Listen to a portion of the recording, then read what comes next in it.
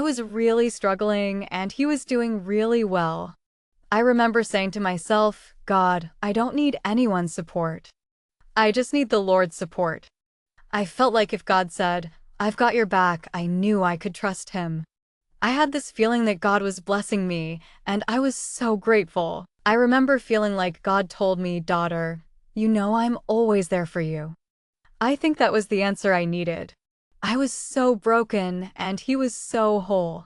You know, I said, God, I don't need anyone's support. I just need the Lord's support. And I felt like God was blessing me, saying, daughter, you realize I won't be there for you in every moment.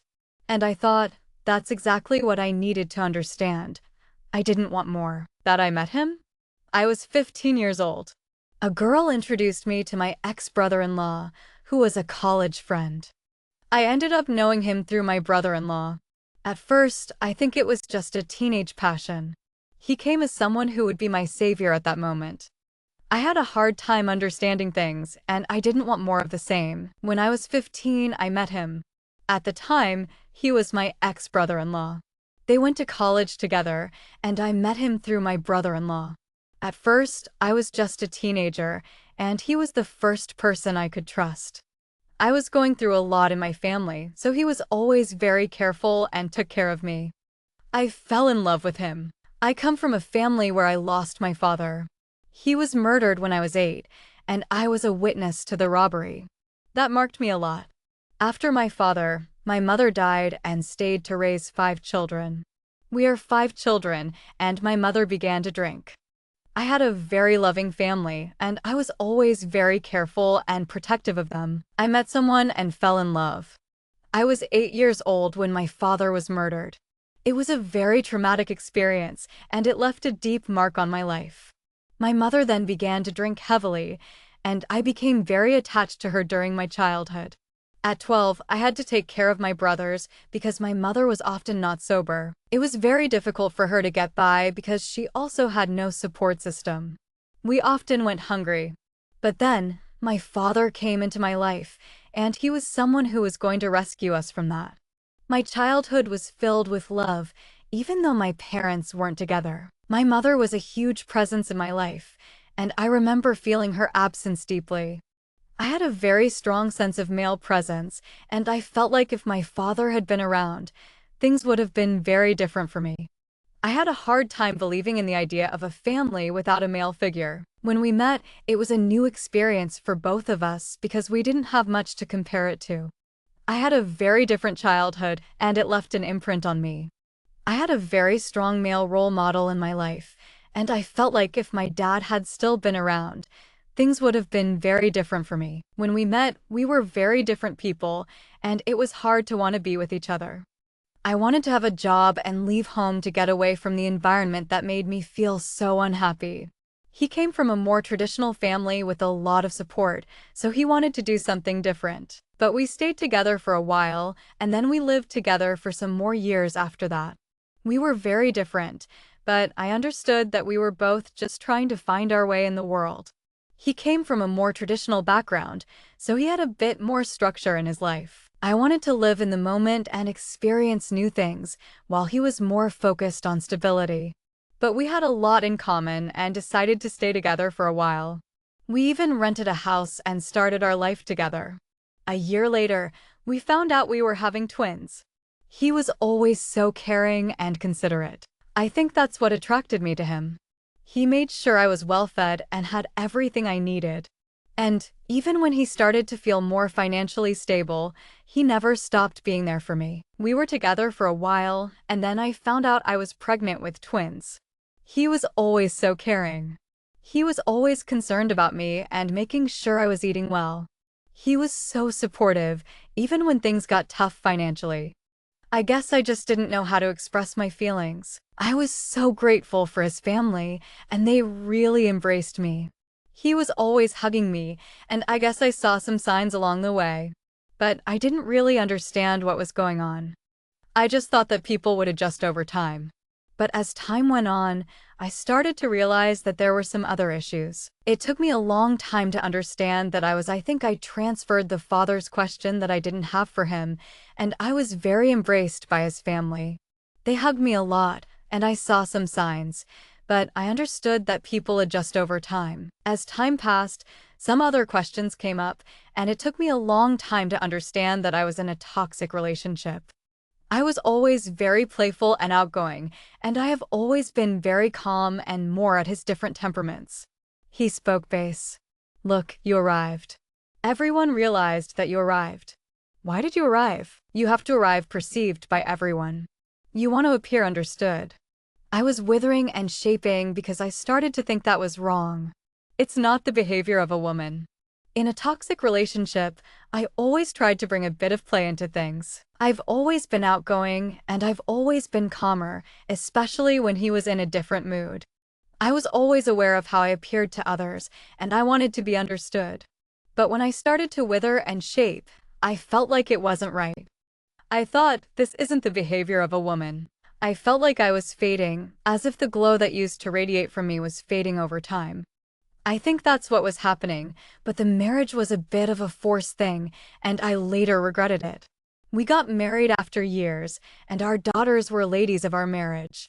So I went to church, and then we were together for many years. I wanted to be right, and I wanted to be much this. I wanted to be right, and I wanted to have a marriage that he wanted, too. But he didn't. In the end, he gave in, and we made a surprise. We organized everything, and we got married. He had been with me for years, and I couldn't see another alternative. I regretted it because I couldn't see this will in the week that we had the papers. It had already run the papers, and it would be. We had already been together for years, and I thought that he wanted to get married. But he didn't, and I felt really disappointed. I felt like I couldn't see another option. I felt like I had to give in. I felt like I couldn't see the point of the registry, the party, or the documents. I felt like we already had everything ready to go, and we were going to sign the following week. That day, I woke up with him sitting on the edge of the bed. I thought he had been feeling sick, so I asked, okay, and he said, it's not okay. Let's sit down and let's talk. The week we were supposed to get married, the registry was the priority and then the party.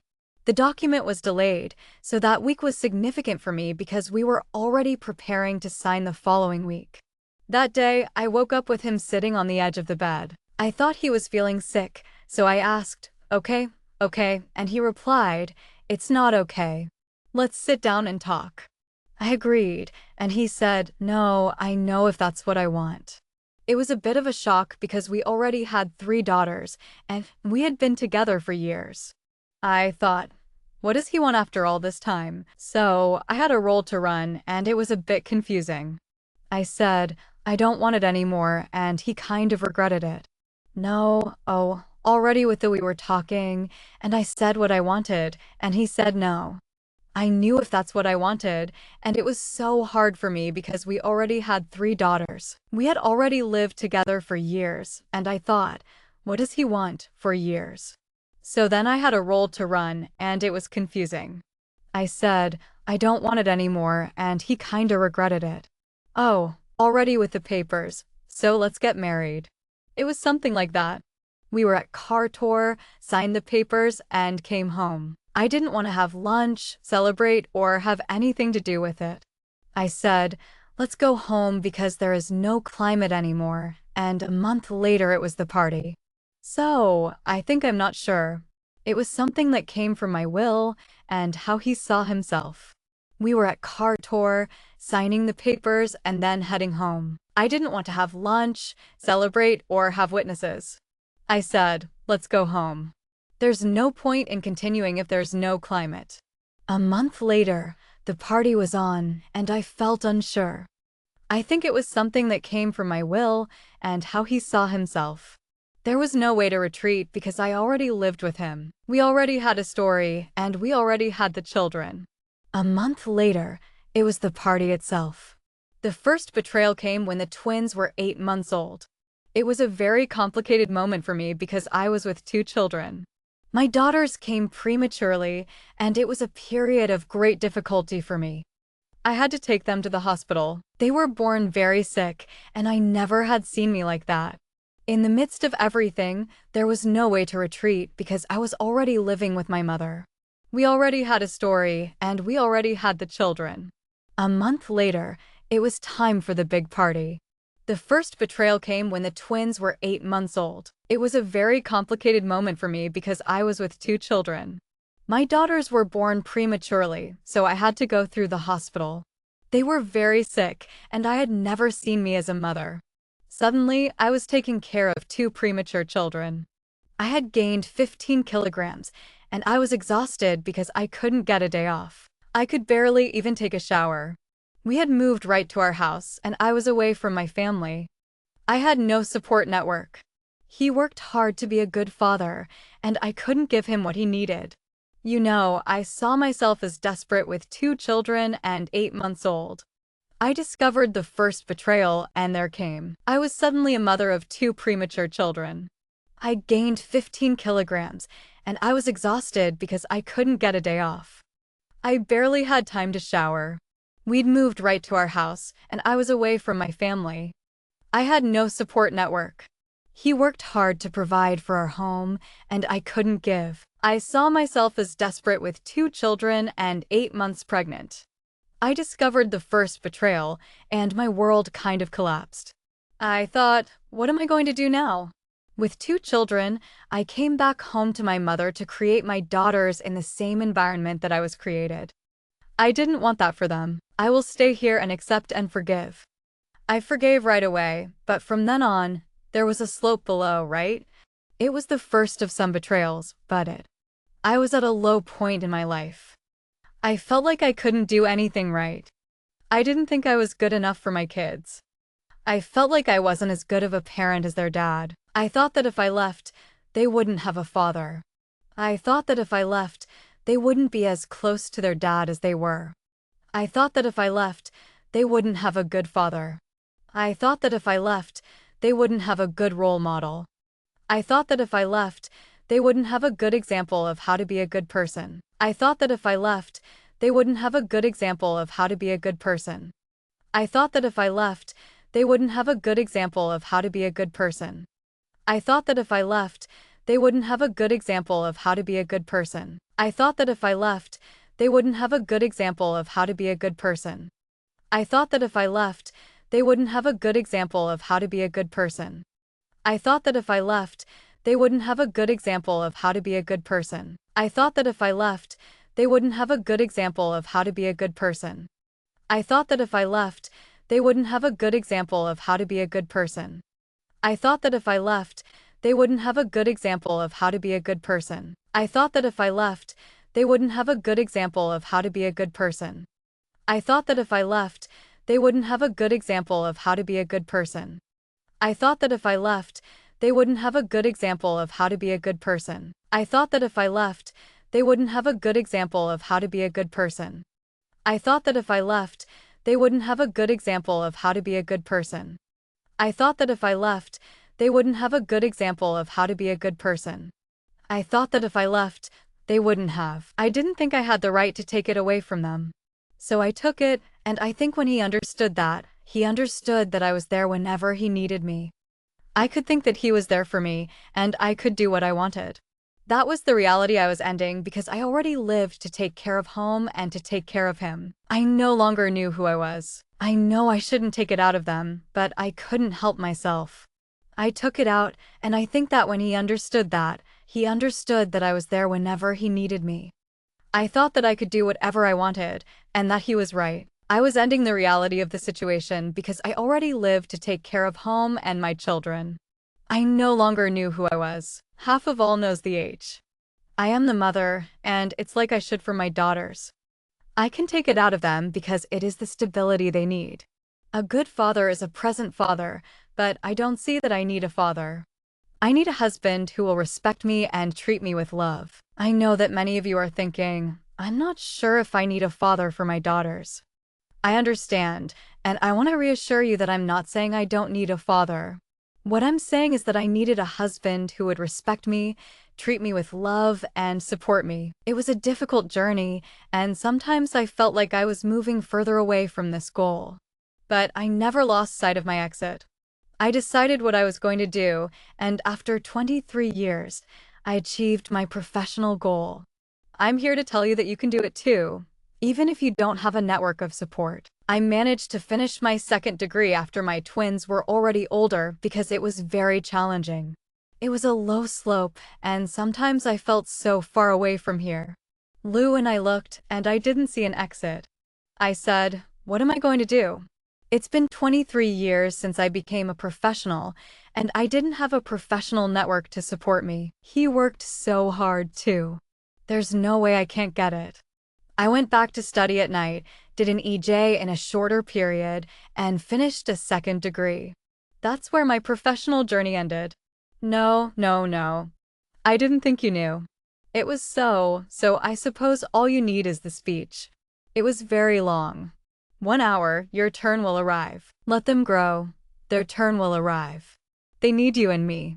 He worked really hard too. There's no way I can't get it.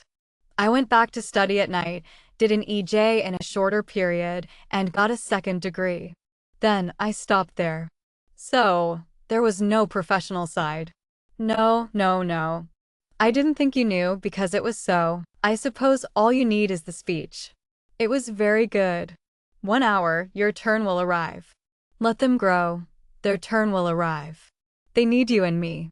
He also understood that they needed much of me, you know? I didn't want to pass that period of childhood.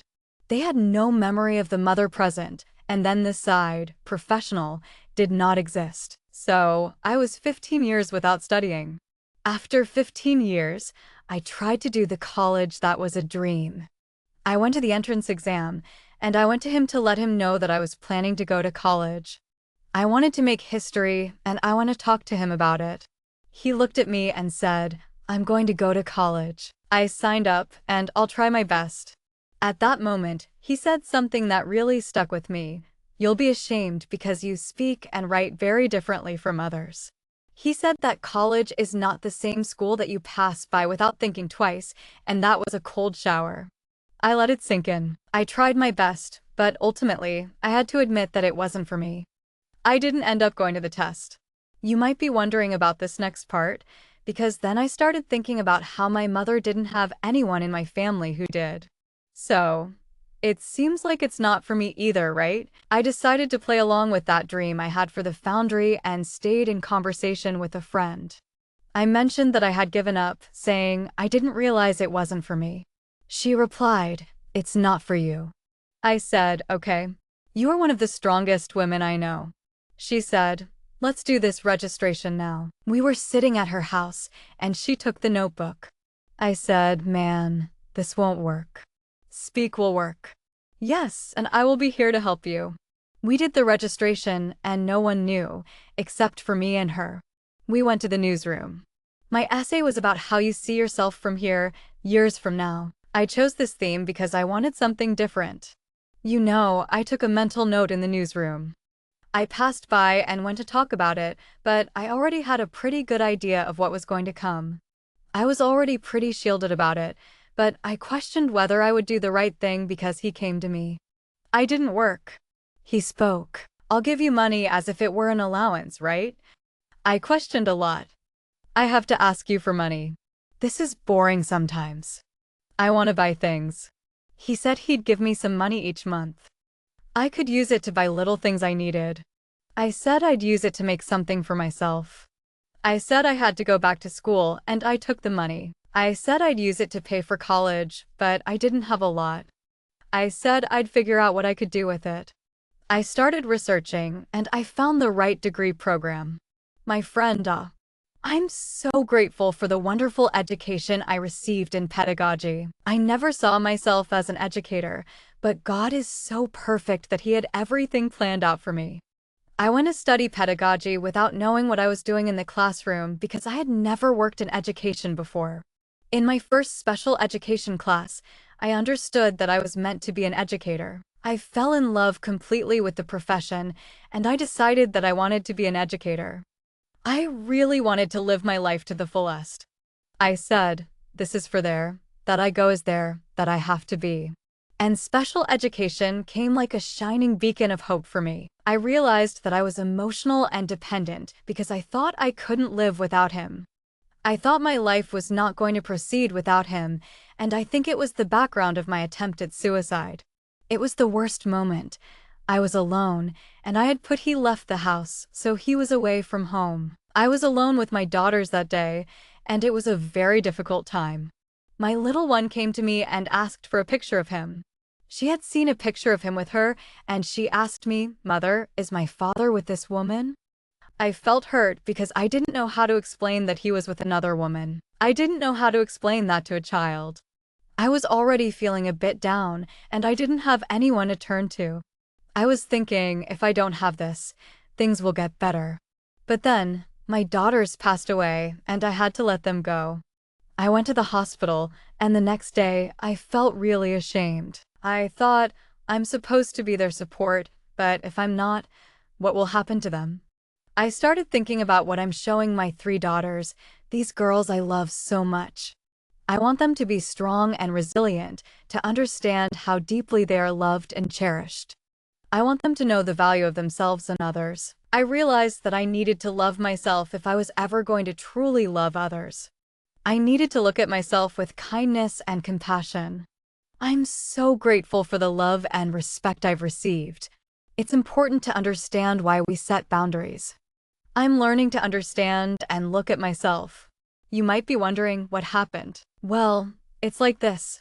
There was a time when I couldn't see myself clearly. That's when I started the process of therapy. My therapist was a huge help. She helped me understand myself better. I could see what I was really like. While I was in therapy, I learned that I was emotional. I realized that I was in a codependent relationship with him. I understood that I needed to break free from that cycle because it had become a vicious cycle over the past 23 years. I knew that I needed to end it because this role was my 23 years of life. We had separated 3 times, and sometimes twice, because of his decisions. But this is not what I want for my life, and he just looks. I put on my backpack, and after a while, I came back to you. I know I love you, love our family, and I was going to accept him back, but I knew that on these lines, there was someone. Had someone crawled there? When was the last time I took right? It was when it happened. I made the decision there. When I made this decision, I think it was something he didn't expect, because the decisions always came from his part. I remember that in the discussions already after. When we were separated, it was as if you were begging me to come back, but I couldn't. I told him I was suffocating, but I wasn't. I wanted more. No one knew what was going on, not even the people closest to me. I knew what it was like to live with him, but I had no support. I remember telling my mom that I didn't want it anymore. I said, look, I really want to, but I remember her saying to me that I was being selfish. You said you were being selfish too. He is a good father to his daughters, and I told her, but I don't need a father. He will continue to be their father, and she said you don't know what it's like to create children alone. She also told me that I was being selfish and that I was thinking only of myself, which hurt me a lot. But then I understood that I felt so scared when I went through the things she passed. I understood the speech one time, but not at the time. I was very upset, but I didn't have anyone to support me. Someone spoke to me like this. I understand what you're going through. I imagine your pain and wish you happiness. I also had a very large problem with the church because I was very involved in a church at that time. I was the leader of I was a women's leader in my church, and I had a history there. The church religion can put a lot of pressure on us. Women have the ability to build a strong home, and it was kind of you who was enduring it all. You're not praying enough. I had this question, and I'm not sure why, but I didn't get married. I built a family to be separate, and somehow I felt guilty as charged. I started to have some concerns about this, and I wondered about it quite a bit. One day, while I was cleaning the house where we lived, I entered the office and saw the alliance still on my finger. We had been together for 3 months at that point, and it was the period of school transfer. We slept in separate rooms, and he had already taken the ring off my finger. I was still in the relationship because I was still married. I lived in the same home that he and I did. When I went into the office to clean it, I found alliances on top of each other. It was like something I had never experienced before. There was a spiritual element that I had never encountered, and God spoke to me. So I took the alliance and held it in my hand.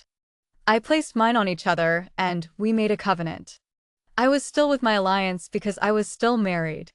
I lived in the same home that he did. When I went into the office to clean it, I found alliances on top of each other. It was as if there was something spiritual that I had never experienced before. God spoke to me, saying, "Take this alliance and put it in your hand." I took the alliance and placed it in my hand, and I put it on each other and his covenant. It was intact, as good as new on the wedding day, but mine was all kneaded and broken. I understood how I was out of that relationship, destroyed, and had no self-esteem, self-love, or dignity. I realized that I was so broken, and he was so intact. I said to God, "I don't need the support of no one. I just need the Lord to support me." I was in great shape on my wedding day, but things fell apart once we got into the relationship. I was so broken, and I couldn't see a way out. I felt like I was a wreck, with no self-esteem or dignity. I realized that I was a mess and he was fine. I felt like I needed support, but I realized that I needed God's help. I felt like God was blessing me, and I knew that I had to be accountable. I thought, "God, you're my only hope." I knew that I couldn't count on anyone for financial support. I thought, "I need to be strong and take charge." I want to be honest with you. I know it's hard, but I want to be there for my friends and listen to their stories. I've heard so many women say that they're struggling with money in their relationships. I know I'm going to have to deal with money issues, and I feel like God is blessing me. I feel like God is telling me, "Daughter, you'll have to deal with money issues. I won't help you financially." I think the first step is to talk about money and have a plan, even if we're okay for now. I need to have a job. I need to have a career. I need to have a profession. I understand that it's hard to be independent financially, especially when you're in a toxic relationship. I've seen so many women in relationships who have gone bankrupt because of financial issues. It's so important to have a clear vision of your future, even if it's just to say, "I'm okay and I need my independence." And don't forget to take care of your mental health. It takes a lot of work to heal from emotional abuse, and it's not easy. It's hard for a lot of people, so it's important to choose the difficult path of staying in a bad relationship instead of the easy path of leaving. I think he lived that. Today, we live in an age where many women are saying that they don't need a man. They're focused on themselves and men are cool. We are independent, but we know that a family structure is very necessary. So, it's not easy, right? I usually say that to women who think of separating. Take care of your mental health and your financial health, because I think he lived that today. We live in an age where many women are saying that they don't need a man. They're cool, independent, and focused on their careers. But we know that a family structure is very necessary, so it's not easy. I usually tell women who are thinking of separating that they should take care of their mental and financial health because it's the points where they will feel more. If the other person understands the financial dependence and uses it against you, then you end up dismantling yourself in the middle of the process. Today, I am very loved. Today, I love myself. Sometimes, I speak to men and ask, "How did you get so right after everything?" Today, I'm feeling so much love for myself. Sometimes, I wonder how I got so strong after everything I've been through. Today, I'm feeling so light and free. A few years ago, I was a different person. I had a hard time letting go of the past. But today, I'm ready to live, to seek, and to do. I understand that I don't need anyone to support me in this journey. I have the pleasure of my own company. I'm going to the beach alone. I love the sea. I go to coffee shops alone. I love people, but today, I'm reminded that I have the strength to move forward on my own. I'm grateful for the journey of self-discovery that has shaped me into someone resilient. I understand that if I don't take care of myself, I can't expect others to do so. Today, I'm making a conscious choice to love myself, to value myself, and to set an example for others. I understand that I am the foundation for my own happiness.